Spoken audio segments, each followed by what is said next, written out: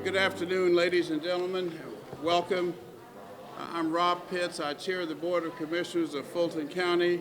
I'm delighted that you're all here with us this afternoon.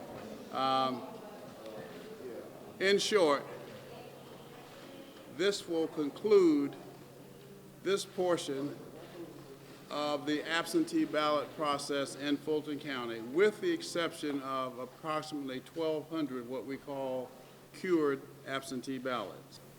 I want to first thank the Atlanta Hawks for allowing us to use this magnificent facility.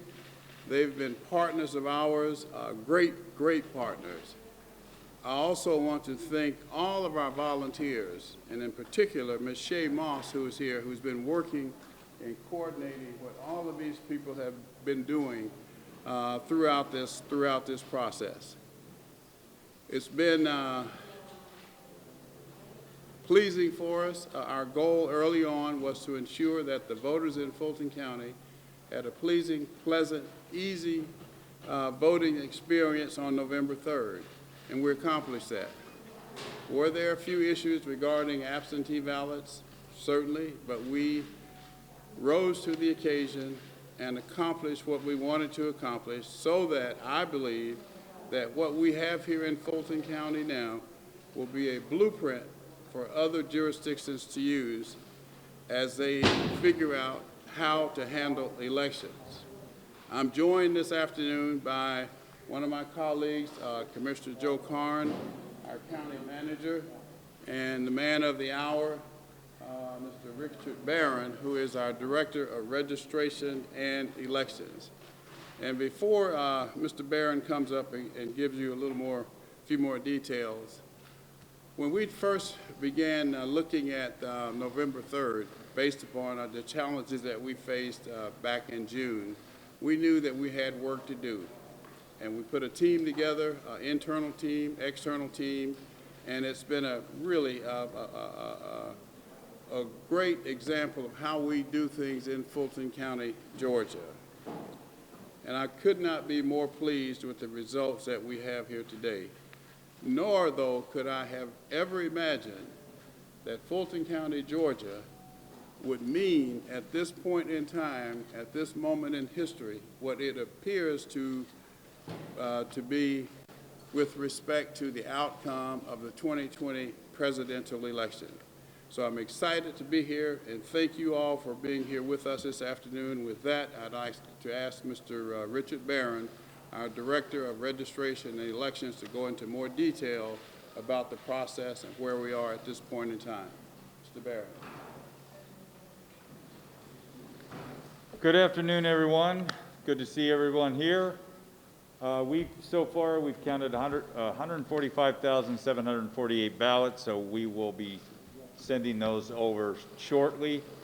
We also will be processing 3,610 provisional ballots by tomorrow, and if we receive any military overseas ballots, we'll do that.